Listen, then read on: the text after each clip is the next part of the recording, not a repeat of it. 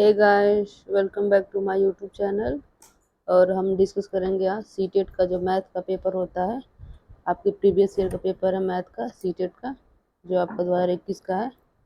ठीक है, तो इसके बारे में हम डिस्कस करेंगे।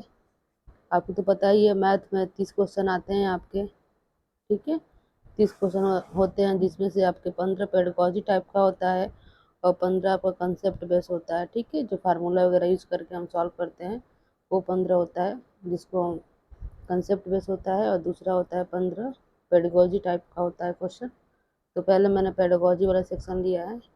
आइए देखते हैं मैथ के क्वेश्चन को कैसे सॉल्व करते हैं, जो पेडागॉजी वाले क्वेश्चन होते हैं। तो पहला क्वेश्चन है आपका, यहाँ पे क्या कह रहा है गणित के शिक्षण अधिगम पर निम्न में से किसका प्रभाव होने की संभावना न्यूनतम है। मतलब कह रहा है, ये 4 ऑप्शन दिए गए हैं। कह रहा है कि ये मैथ पे कम से कम प्रभाव कौन डालता है, मतलब ज़्यादा प्रभाव नहीं डालता है, उसको सेलेक्ट करना है। पहला कह रहा है मूल्यांकन के कारण छात्रों के आत्मविश्वास पर प्रभाव पड़ने के तरीके की जानकारी। ये ठीक है, मतलब कि मूल्यांकन के समय कैसे बच्चों पर इफेक्ट पड़ता है, ये सही, ये डालता है प्रभाव। दूसरा कह रहा है छात्रों के गलत उत्तरों के पूरे हल देना। ऐसा नहीं है कि बच्चा सॉल्व किया है गलत तरीके से क्वेश्चन को तो आप समझाओगे नहीं, बस उसके जो आंसर गलत है उसको सॉल्व करके दे दोगे, तो ये इफेक्ट बच्चे को ज़्यादा नहीं नहीं करेगा। तो ये आपका ऑप्शन सही हो जाएगा। वही कह रहा था इसमें कि कौन ज़्यादा इफेक्ट नहीं करता है, ये तो करेगा ही आपका जो मूल्यांकन होता है, छात्र में आत्मविश्वास का भाव आता है। ठीक है, दूसरा सी भी देख लीजिए, प्रतिपुष्टि की गुणवत्ता में वृद्धि, फीडबैक देना, तो ये भी है लेकिन उतना नहीं है, ये भी करता है लेकिन ये सबसे कम करता है। ठीक है, डी है मूल्यांकन के परिमाणों के प्रयोग से शिक्षण में परिवर्तन। हाँ, मूल्यांकन में इसीलिए करते हैं कि बच्चे ने कहाँ तक सीखा है। ठीक है, और सीखने में कहाँ उसकी गलतियाँ हो रही हैं, फिर उसको सुधारते हैं, तो ये तो सही है। सबसे कम ये आपका प्रभाव डालता है, बाकी ये सब आपका ए सी डी ज़्यादा प्रभाव डालते हैं। और ये आपका 1 to 5 के लिए है। ठीक है, मैथ का नेक्स्ट क्वेश्चन है, आइए देखते हैं क्या कह रहा है।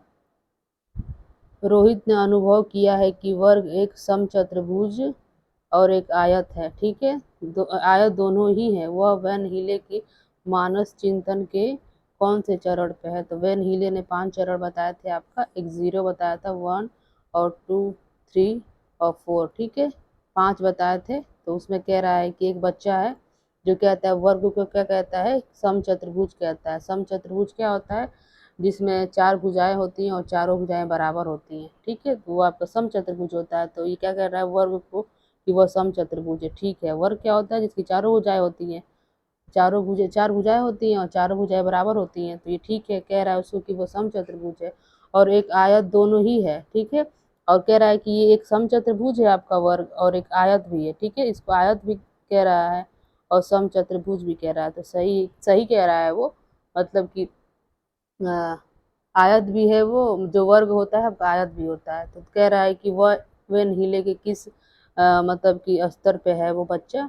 तो बच्चे ने क्या किया है, संबंध स्थापित कर लिया है किसके किसके बीच, आपके आयत और वर्ग के बीच। तो आपका जिसमें संबंध होता है पहला वाला लेवल। ठीक है, मतलब लेवल 2 पहला। ठीक है, तो लेवल ऐसे देखा जाए तो 0 होता है, 1 होता है, 2 होता है, तो ये तीसरा होता है, तो लेवल 2 पे है बच्चा। ठीक है, और 0 पे तो बस अभी पहचानता है कि त्रिभुज क्या होता है, वर्ग क्या होता है। ठीक है, और पहले लेवल में विश्लेषण करता है, अंतर समझता है बच्चे, और चौथे तीसरे में इसमें आके लेवल 2 में आकर संबंध स्थापित कर लेता है। तो ये आपका ये सही होगा। नेक्स्ट क्वेश्चन क्या कह रहा है, किन्हीं दो पूर्ण संख्याओं का योग एक पूर्ण संख्या होता है, ये गुण क्या होता है, इसको हम क्या कहते हैं। तो मान लीजिए कि पूर्ण संख्या आपको पता ही है, पूर्ण संख्या क्या होता है, जैसे कि 1 2 3 4 5 हो गया। ठीक है, कह रहा है उनको जोड़ने पे पूर्ण संख्या ही आएगा। ये कौन सा नियम कहता है, तो ये संवरक नियम है। ठीक है, आपका संवरक नियम कहता है। मतलब जैसे एग्जाम्पल के तौर पे पूर्णांक ले लीजिए, कोई भी दो पूर्णांक ले लीजिए। आपका पूर्णांक मतलब कि इंटीजर। ठीक है, और उसमें वो लेना है, मान लीजिए 1 ले लिए, 2 ले लिए। ठीक है, तो 1 और +2 को ऐड करिए तो 3 आएगा, तो 3 भी आपका क्या है, पूर्णांक है। तो ये प्रॉपर्टी कहलाती है आपकी संवरक, मतलब कि दो पूर्णांक को जोड़ने में पूर्णांक आ जाए तो आपका संवरक कहलाता है। ठीक है, तो ये जो आपका ऑप्शन सी हो जाएगा, सही हो जाएगा। इसको हम हिंदी इंग्लिश में क्लोजर प्रॉपर्टी भी कहते हैं। नेक्स्ट है आपका क्वेश्चन नंबर 34। क्या कह रहा है, गणित के शिक्षण अधिगम के विषय में निम्न में से कौन सा कथन सही नहीं है। तो शिक्षण जब कराते हैं मैथ का, तो कह रहा है उसमें से कौन सा मैथ के बारे में सही नहीं है, मैथ टीचिंग के बारे में। तो कह रहा है पहला, नमूनों के अवलोकन पर सामान्यकरण से प्राथमिक कक्षा के विद्यार्थियों में गणित का ज्ञान सृजन किया जाता है। ये सही कह रहा है। अवलोकन के माध्यम से जब बच्चा देखता है चीज़ों को, तो सामान्यकरण स्थापित कर लेता है और उससे सीखता है बच्चा। तो ये सही कह रहा है। वो पूछा है कौन नहीं है। दूसरा कह रहा है गणितीय ज्ञान के सृजन में तर्क और वार्ता की महत्वपूर्ण भूमिका होती है। हाँ बिल्कुल, तर्क तो होता ही है, मैथ तर्क से ही बनता है आपका, ठीक है। मैथ में तर्की रीजनिंग ही लगाते हैं, तो ये भी ऑप्शन सही है। नेक्स्ट कह रहा है, गणितीय अधिगम एक सामाजिक प्रक्रिया है जिसमें समाज सम्मिलित है। हाँ, सामाजिक प्रक्रिया मतलब बच्चे क्या करते हैं, समाज में सीखते हैं, ठीक है। जैसे बच्चे टीचर से सीखता है, स्कूल में सीखता है, और अपने शिक्षार्थियों के साथ भी सीखता है, तो समाज में रह के सीखता है। तो ये भी सही कह रहा है। नेक्स्ट कह रहा है, गणितीय ज्ञान की रचना में संस्कृत और संदर्भों की कोई भूमिका नहीं है। ऐसा नहीं है, संस्कृति की भूमिका होती है, ठीक है। संदर्भ की तो होगा ही, ठीक है। नॉलेज तो होगा ही, नॉलेज का नहीं होगा तो ऐसे कैसे आप गणित सीख पाओगे। तो यही गलत कह रहा है। यही आपका डी ऑप्शन सही हो जाएगा।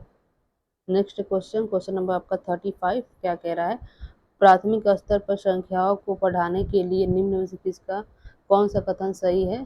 मतलब कि संख्या को पढ़ाने के लिए आप क्या करते हो, ठीक है। संख्या को कैसे पढ़ाओगे, नंबर्स जो भी होते हैं कैसे पढ़ाएंगे, उसमें उसमें कौन सा आपका ऑप्शन सही पूछा है, ठीक है। 3 आपका गलत है, एक सही इसमें से। तो सही वाला ऑप्शन सेलेक्ट करना है कि नंबर को हम कैसे पढ़ाते हैं प्राथमिक स्तर में। तो संख्याओं की अंतर्दृष्टि समझ को प्रोत्साहित किया जाता है, ठीक है। हाँ, प्रोत्साहित करते हैं, ठीक है। बच्चे जो भी नंबर्स के बारे में जानते हैं, जो भी उनकी अंडरस्टैंडिंग है, उनको हम क्या करेंगे, प्रोत्साहित करेंगे, ठीक है। तो बच्चा सीखेगा। दूसरा कह रहा है, संख्याओं को लिखना अनुक्रम में पढ़ाना चाहिए। जरूरी नहीं कि बच्चा अभी छोटा बच्चा है, 1 to 5 तक प्राइमरी वाले होते हैं, तो संख्याओं को जरूरी नहीं कि क्रम में ही सिखाएं लिखना, ठीक है। सी देखिए क्या कह रहा है, गणना से पहले संख्याओं को संख्यात्मक रूप से लिखना सिखाना चाहिए। नहीं, पहले गणना सिखाना चाहिए बच्चे को, ठीक है। पहले वो काउंटिंग कर ले, उसके बाद लिखवाते हैं। तो ये उल्टा कह रहा है, ऐसे गलत है। नेक्स्ट कह रहा है, संख्याओं में अनुक्रम असंगति को प्रोत्साहित करना चाहिए। मतलब कि ये कह रहा है कि जो भी संख्या में अनुक्रम है, असंगति है, उसको प्रोत्साहित करना चाहिए। इसलिए करना चाहिए कि बच्चा सीखेगा, ठीक है। तो मैथ्स में हम इसका वो ध्यान नहीं देते हैं असंगति वाले का, तो इसलिए आपका ए भी सही हो जाएगा और डी भी सही हो जाएगा। तो इसमें का ऑप्शन आपका हो जाएगा, जिसमें ए और डी सही हो, तो ए और डी पहला ऑप्शन आपका सही हो जाएगा। नेक्स्ट है क्वेश्चन नंबर 36। क्या कह रहा है, प्राथमिक स्तर पर गणित पढ़ाने के लिए निम्न में से कौन सा पहलू अत्यंत आवश्यक है। जो मतलब 1 to 5 तक आप पढ़ाओगे बच्चों को मैथ, तो कौन सा ज़्यादा महत्वपूर्ण है गणित पढ़ाने के लिए। कह रहा है, उच्चतर पढ़ाई और रोजगार के लिए तैयार करना। आप बच्चे को उच्चतर प्राइमरी में उच्चतर पढ़ाई कैसे पढ़ा दोगे, अभी अभी उसको रोजगार के लिए नहीं रेडी करेंगे, ठीक है। अभी तो बच्चा छोटा है, अभी उसको बेसिक्स ये समझाएंगे, उससे लाइफ से रिलेटेड चीज़ें बताएंगे उसको, ये तो होगा नहीं। दूसरा कह रहा है, प्रौद्योगिकी के लिए प्रोत्साहन और तैयारी करना। अभी उसके अंदर टेक्नोलॉजी नहीं आएगी बच्चे में, प्राइमरी का बच्चा है वो, ठीक है। ये भी नहीं होगा। नेक्स्ट कह रहा है, गणित को बच्चे के जीवन के अनुभव को का भाग बनाना। हाँ ठीक है, मैथ को क्या करते हैं, बच्चे के डेली लाइफ से जोड़ के बताते हैं, ठीक है। जैसे कि वो दुकान पे जाता है तो पैसे देता है, ठीक है, तो सामान लेता है, तो सामान के बदले में पैसा देता है, तो कितना पैसा दिया लिया, ठीक है। ये सब चीज़ें उसके लाइफ से कनेक्ट हो गई, ठीक है, तो उसके लाइफ से जोड़ के पढ़ाना चाहिए, ये सही है। परिकलन में परिशुद्धता विकसित करनी चाहिए, ठीक है, करनी चाहिए, लेकिन ये ऑप्शन आपका बेस्ट है, ठीक है। गणित को बच्चों के लाइफ से जोड़ के पढ़ाना चाहिए। Next question number 37। क्या कह रहा है, गणित की प्रकृति के विषय में निम्न में से कौन सा कथन सत्य नहीं है। तो कह रहा है गणित के विषय में कौन सा सही नहीं है, आइए देखते हैं। कह रहा है, प्राथमिक स्तर पर गणित प्रत्यक्ष है और कल्पना की आवश्यकता नहीं होती है। ऐसा नहीं है, प्रत्यक्ष तो है ही, ठीक है। और कह रहा है इसमें कल्पना की आवश्यकता नहीं होती है। जो प्राइमरी का बच्चा है वो क्या करता है कि अभी कल्पना नहीं कर पाता है, प्रत्यक्ष मतलब उसको चीज़ों को दिखा के समझाइए, ठीक है। जैसे कि सर्कल बना दिखा रहे हो तो आप उसको गेंद को दिखा दीजिए, वृत्त दिखा रहे हो तो गेंद को दिखा दीजिए, स्फीयर दिखा रहे हैं तो कोई भी आप आकृति दिखाइए तो मैथ से रिलेटेड उसको आप प्रत्यक्ष रूप से दिखाइए, ठीक है।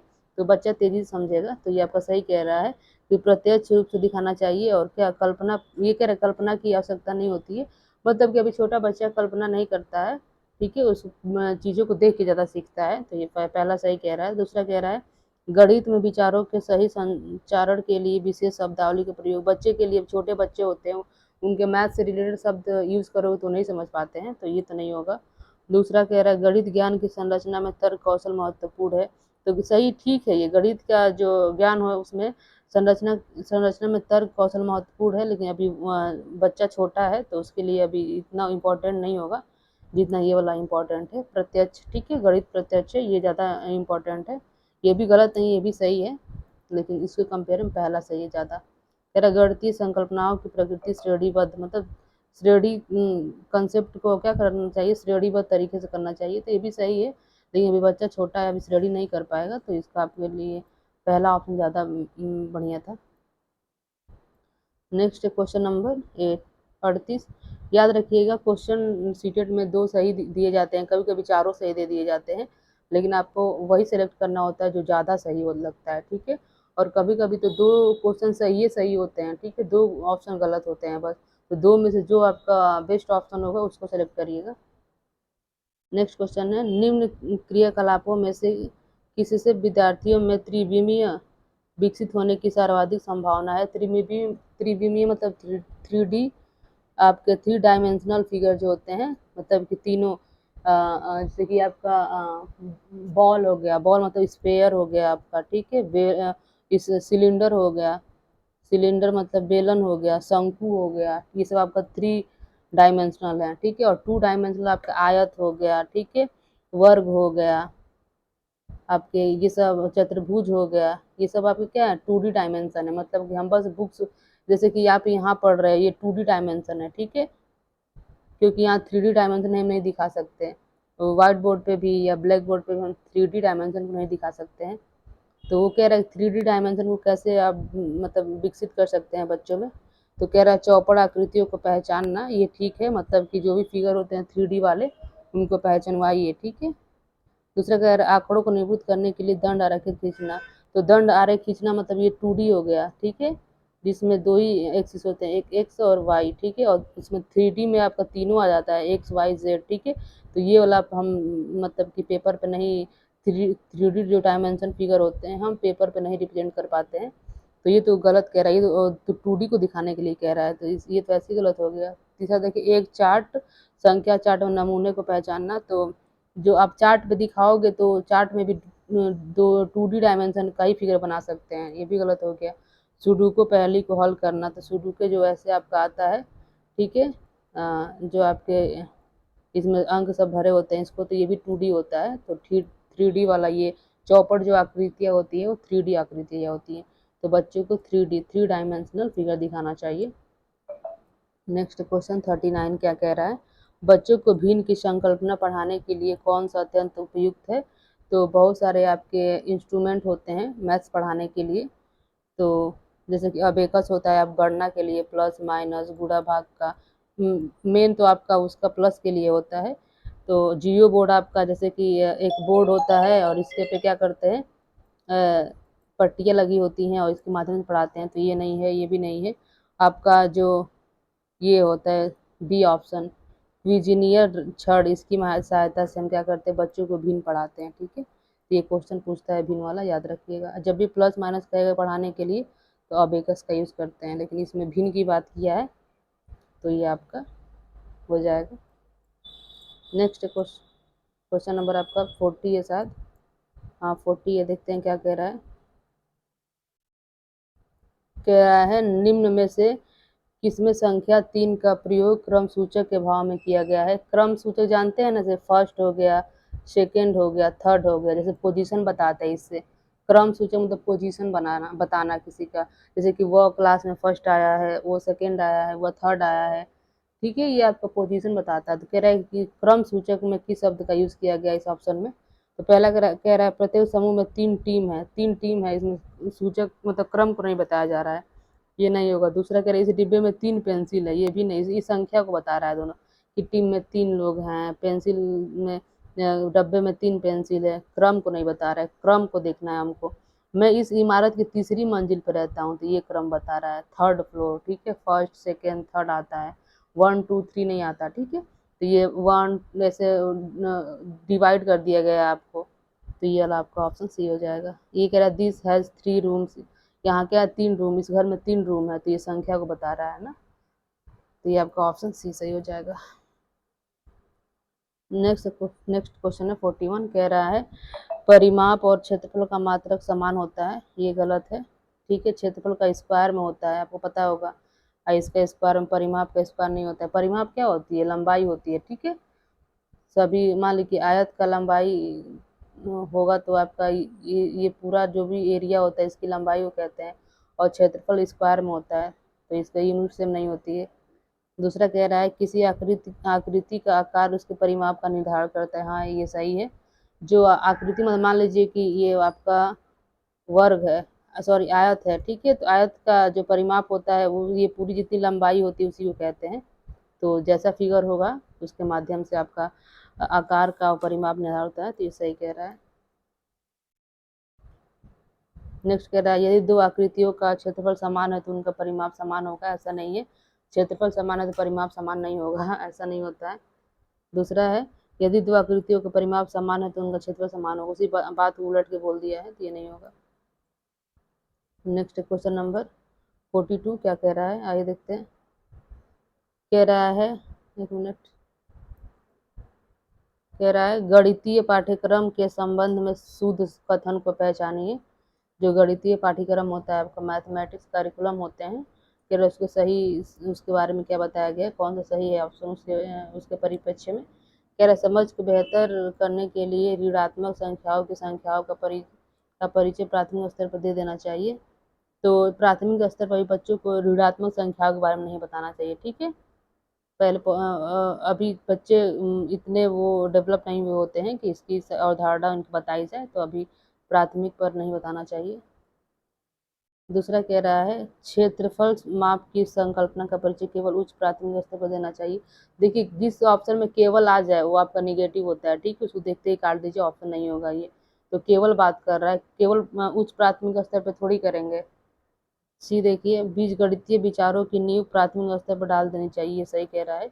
बीजगणितीय मतलब कि मान लीजिए जो भी हम वो आयत हो गया, वर्ग हो गया, त्रिभुज हो गया, इसके फिगर को हम बच्चों को बता देते हैं कि ये आयत है या ये त्रिभुज टाइप का है, तो ये आपका नींव डाल देनी चाहिए फिगर के माध्यम से। नेक्स्ट है भिन्नों की परिसंकल्पना का परिचय केवल उच्च स्तर पर देना चाहिए, देखिए फिर यहाँ केवल आ गया, तो ये आपका की पॉइंट है, याद रखिएगा। इसी में नहीं, आपके किसी भी पेपर में आपके सीटेट के अगर जिसमें एक तरफा का बात करता है केवल, तो आपका ऑप्शन नहीं होता है, ठीक है, तो ये ऐसे कट जाएगा, ये नहीं होगा। और कह रहा है कि भिन्नों को केवल उच्च प्राथमिक में देना चाहिए, ऐसा नहीं है, हम प्राथमिक में भी देते हैं। नेक्स्ट क्वेश्चन 43 क्या कह रहा है प्राथमिक स्तर पर त्रिभुज की अवधारणा का परिचय देने के संबंध में शुद्ध कथन को पहचानिए। मतलब त्रिभुज को आप बता रहे हैं प्राथमिक स्तर में, तो कौन सा उसके बारे में सही है ऑप्शन, आइए जानते हैं। बच्चों के समझ विभिन्न प्रकार के त्रिभुज प्रस्तुत किए जाने चाहिए, परंतु अन्य आकृतियों से दूर रखना चाहिए, ऐसा नहीं है, ठीक है। आप अगर बस त्रिभुज दिखा रहे हो बाकी सब मतलब फिगर नहीं दिखा रहे हैं उसके सामने, तो आइडेंटिफाई नहीं कर पाएगा। और अगर कई सारा दिखाएंगे तभी तो अंतर कर पाएगा कि त्रिभुज ये है और चतुर्भुज ये है। तो बस त्रिभुज का नहीं दिखाना चाहिए, उसके साथ और भी फिगर दिखाना चाहिए, तो ये ऑप्शन गलत हो जाएगा। ये कह रहा है केवल उसी को दिखाना चाहिए। बी कह रहा है बच्चों को समझ सभी प्रकार के त्रिभुज और अन्य आकृतियां भी प्रस्तुत करने चाहिए, ये सही कह रहा है। अगर कई प्रकार के आकृति उसके सामने देंगे तब वो आइडेंटिफाई कर पाएगा चीज़ों को। नेक्स्ट है सबसे पहले त्रिभुज की परिभाषा दे देनी चाहिए, बच्चा परिभाषा नहीं समझता है, छोटा सा बच्चा, ठीक है, वो जितना चीज़ें आपको सामने से दिखाइए उससे ज़्यादा सीखता है। नेक्स्ट है संभ्रांति से बचने के लिए बच्चों को केवल समबाहु त्रिभुज से बताना चाहिए, ऐसा नहीं है, समबाहु त्रिभुज नहीं, सभी त्रिभुजों के बारे में बताना चाहिए। तो ये आपका ऑप्शन बी सही हो गया था, ठीक है, सभी प्रकार के त्रिभुज जो उसके सामने और सभी प्रकार के फिगर रखने चाहिए। अब देखिए ये क्वेश्चन है आपका, क्या कह रहा है। कह रहा है भाजक भागफल का 5 गुना है और शेषफल का 2 गुना है। यदि शेषफल 5 है तो संख्या बताइए। ठीक है, तो संख्या हम आपके जो भाज्य होता है उसी को संख्या कहते हैं। ठीक है, भाज्य को ही हम संख्या कहते हैं, याद रखिएगा। और आपका यहाँ होता है भाज्य इक्वल टू होता है आपका भाजक गुणे भागफल और प्लस शेषफल। ठीक है, ये आपका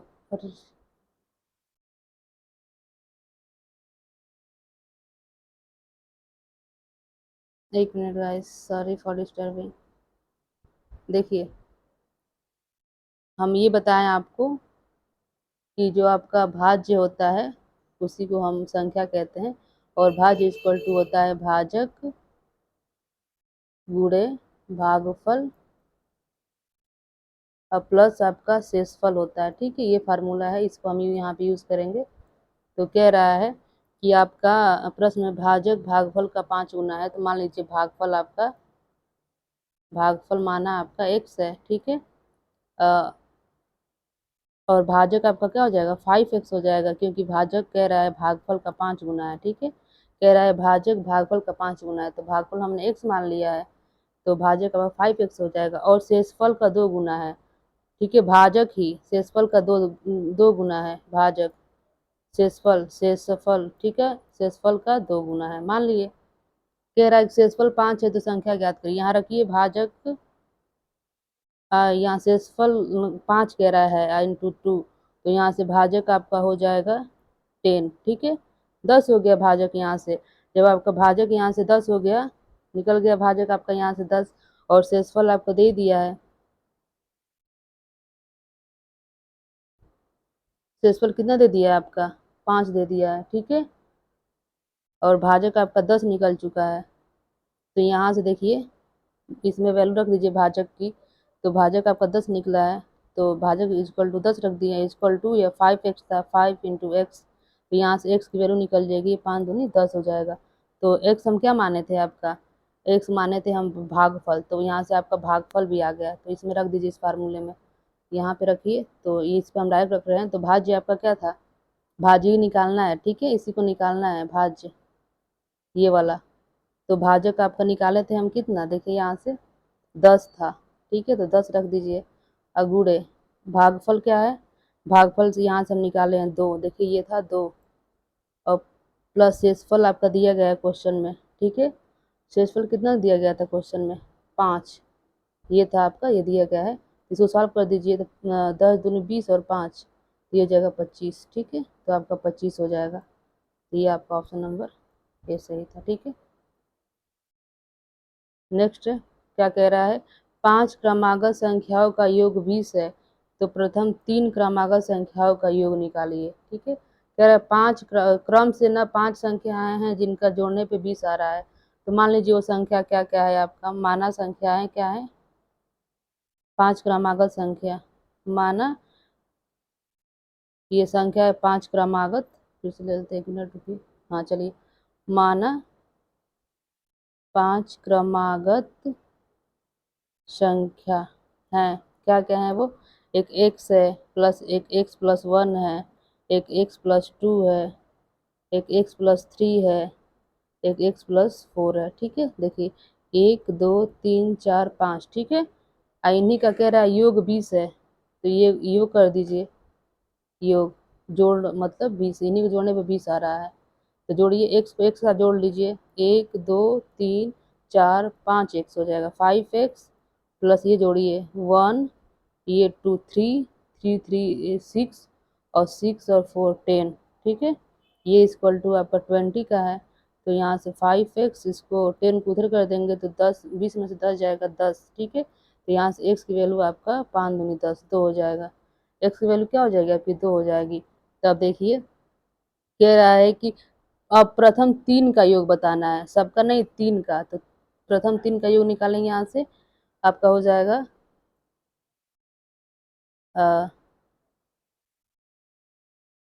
पहला तो आपका x था, तो ये आपका 2 आया है, दूसरा संख्या आपका x प्लस 1 था, ये आपका 2 प्लस 1 3 हो जाएगा, और तीसरा आपका हो जाएगा x+2, तो ये हो जाएगा 2, x की वैल्यू 2 थी प्लस 2 4। तो इन्हीं को, अब तीनों को जोड़ दीजिए। 3 का है प्रथम 3, तो प्रथम 3 यही था, तो 2 और 3 5 और 4 9, 9, तो आपका क्या हो जाएगा 9 आंसर हो जाएगा। देखिए यह है आपका 9।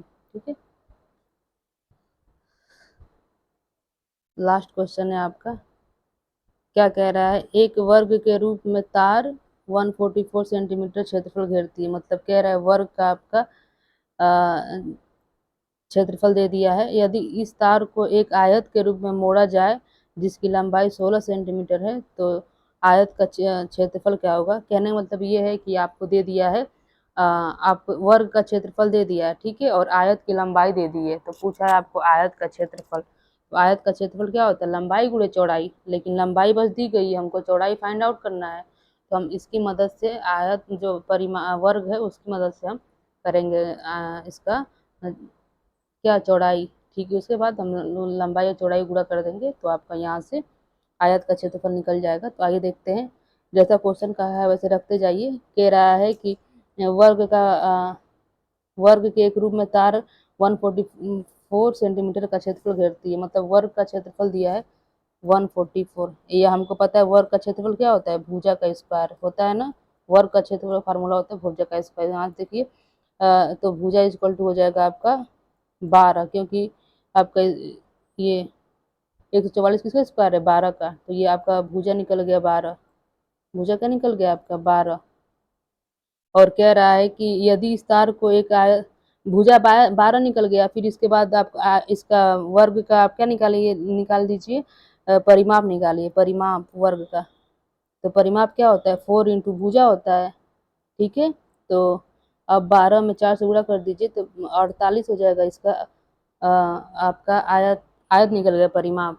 ठीक है, वर्ग का आयत निकला। और कह रहा है कि उसी तार से वो बनाया गया आयत, तो आयत का परिमाप और वर्ग का परिमाप बराबर होगा।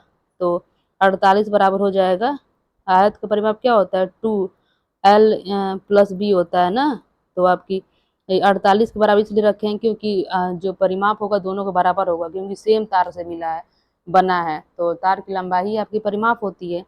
तो ये देखिए 48 बराबर ये 2 लंबाई आपकी दे दिया है, परिमा इसकी क्या करते हैं आयत की 16 है, 16 रख दीजिए प्लस b। यहाँ से आपका कट गया 24 बार में, और यहाँ से b इक्वल टू हो जाएगा 24 माइनस 16, क्या बचेगा आपका 8। ठीक है, तो ये 8 है आपका चौड़ाई आ गया। तो अब निकाल दीजिए क्षेत्रफल। क्षेत्रफल जो क्या होता है, आयत का लंबाई गुणे चौड़ाई। तो लंबाई आपका 16 दिया हुआ था, और 8 इसका चौड़ाई निकाले हैं, तो 16 में 8 से गुणा करेंगे तो आपका आ जाएगा 128। तो ठीक है, 128 सेंटीमीटर स्क्वायर। तो ये आपका आंसर ही हो जाएगा 128 सेंटीमीटर स्क्वायर। ठीक है, तो हमने 17 क्वेश्चन को यहाँ पे लिया था, जो 2 तो आपके कंसेप्ट बेस्ड थे और 15 आपके पेडागोजी टाइप के क्वेश्चन थे, और ये आपके 2021 का क्वेश्चन पेपर था। ठीक है, आई होप आप लोग को क्वेश्चन समझ में आए होंगे। ठीक है, और इस टाइप के और क्वेश्चन आपको चाहिए, प्रीवियस ईयर के क्वेश्चन को सॉल्व करने हैं मैथ के, तो वीडियो को लाइक शेयर सब्सक्राइब कर दीजिए। ठीक है, इस टाइप के और क्वेश्चन को देखने के लिए, और वीडियो पसंद आया हो तो सब्सक्राइब कर लीजिए चैनल को। Okay, thank you.